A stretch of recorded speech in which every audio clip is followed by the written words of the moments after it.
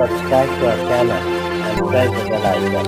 प्रिय विद्यार्थी मित्रों, 8वीं हिंदी सुगम भारती ये छठा पाठ है प्राकृतिक सौंदर्य से परिपूर्ण अल्मोड़ा। इसे डॉक्टर इसरार गुनेश ने लिखा है।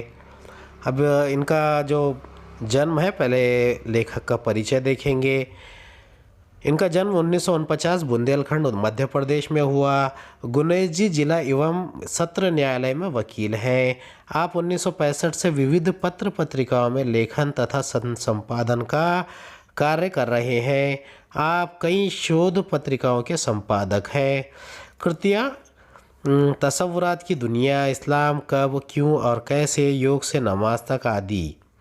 गद्य संबंधी प्रस्तुत यात्रा वर्णन के माध्यम से लेखक ने उत्तराखंड के अनेक जिलों, उनके सांस्कृतिक वैभव, प्राकृतिक सौंदर्य, वहाँ के लोगों की जीवन पद्धति का वर्णन किया है।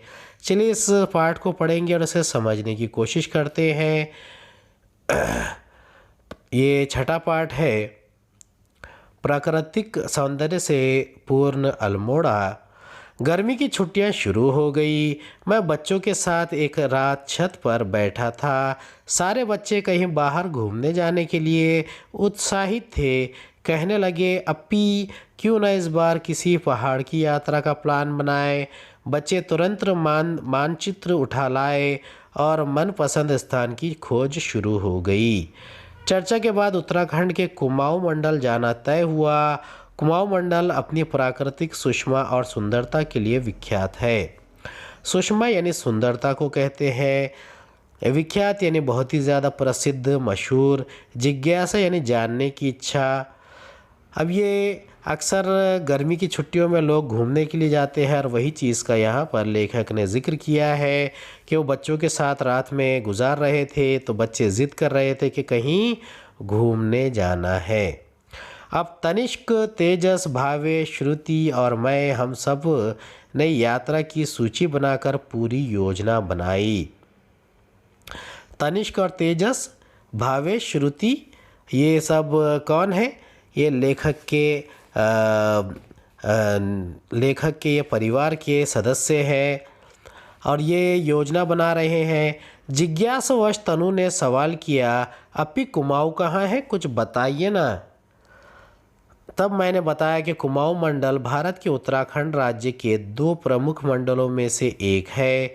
कुमाऊं मंडल के अंतर्गत अल्मोड़ा, बागेश्वर, चंपावत, नैनीताल, पिथौरागढ़ तथा उधम सिंह नगर आते हैं। सांस्कृतिक वैभव, प्राकृतिक सौंदर्य और संपदा से संपन्न इस अंचल की एक क्षेत्रीय पहचान है। यहाँ के आचार विचार, रहन सहन, खान पान, वेशभूषा, प्रथा, परंपरा, रीति रिवाज, धर्म, विश्वास, गीत, नृत्य, भाषा, बोली,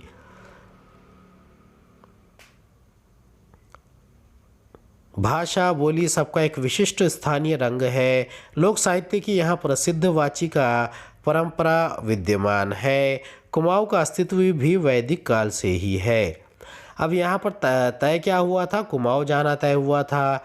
और कुमाऊं के लोगों के रहन सहन के बारे में लेखक क्या कहते हैं? कुमाऊं एक पहाड़ी क्षेत्र है, यहाँ ठंड बहुत अधिक होती है, इसलिए लोगों का जो रहन सहन है वो बहुत ही अच्छा होता है। वो कुमाऊं के अंतर्गत, मंडल के अंतर्गत आने वाले अल्मोड़ा, बागेश्वर, चंपावत, नैनीताल, पिथौरागढ़ और उधम सिंह नगर का बात करते हैं। उसके अलावा वहाँ के सांस्कृतिक वैभव, प्राकृतिक सौंदर्य और संपदा से संपन्न इस अंचल के क्षेत्रीय पहचान को भी वो बयान करते हैं। अब वो धर्म, विश्वास, गीत, भाषा, बोली, सबका वहाँ पर वो गुणगान कर रहे हैं। अब जाने का दिन आया। बड़े सवेरे उठकर सबने तैयारी की और चल पड़े अपनी यात्रा पर।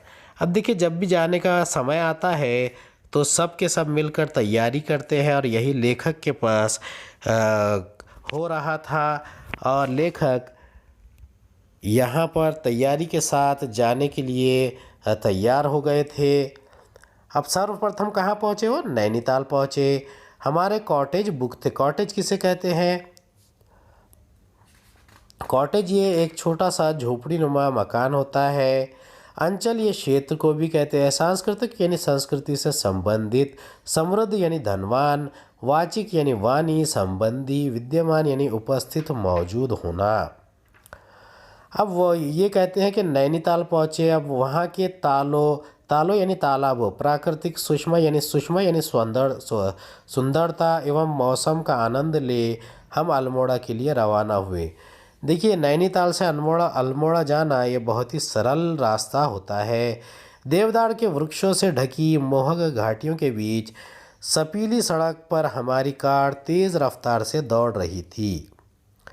रास्ते में पहाड़ों पर बने सीढ़ी नुमा खेत और उसमें काम करते लोग, श्रम में अपनी जीविका चलाने वालों के चेहरों पर अजीब सी अलमस्ती और निश्चिंतता झलकती है।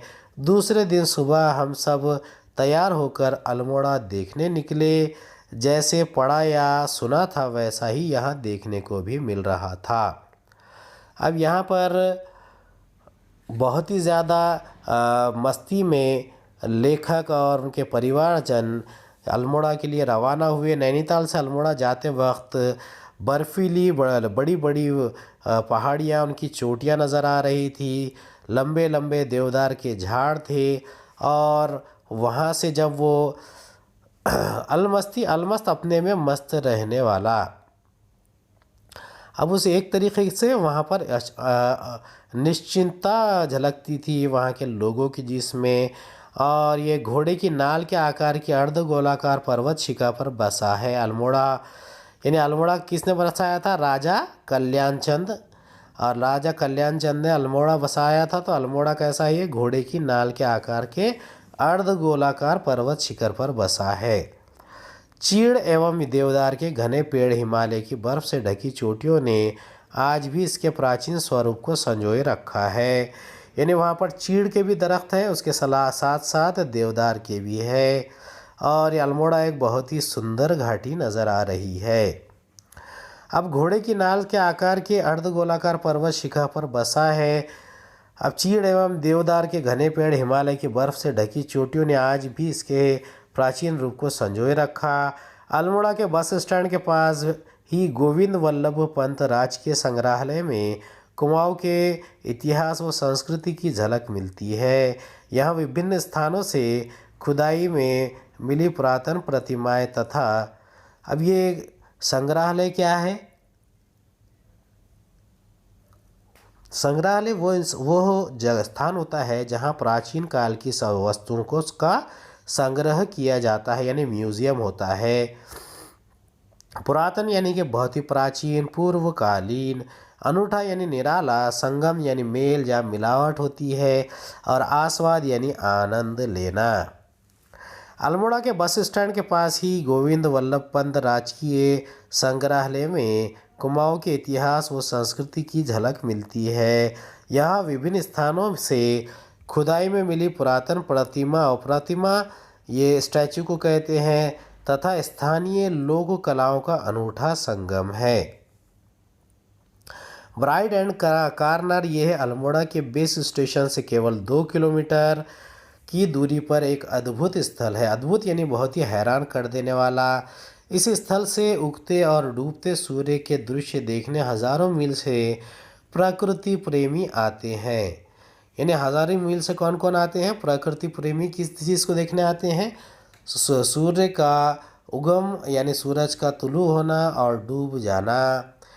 तीसरे दिन सवेरे अल्मोड़ा से 5 किलोमीटर दूरी पर स्थित काली मठ चल दिए। काली मठ ऐसा स्थान है जहाँ से अल्मोड़ा की खूबसूरती को भी जी भरकर निहारा जा सकता है। काली मठ के पास ही कसार देवी मंदिर है, यह वहाँ से हम बिनसर गए।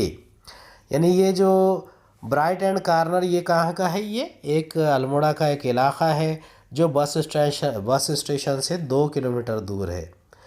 उसके अलावा ये डूबते और उगते सूर्य का भी एक मकाम है, जहाँ पर पहाड़ी मकाम है, जहाँ पर भोजन का आस्वाद लेने के बाद लेखक जाना चाहते हैं।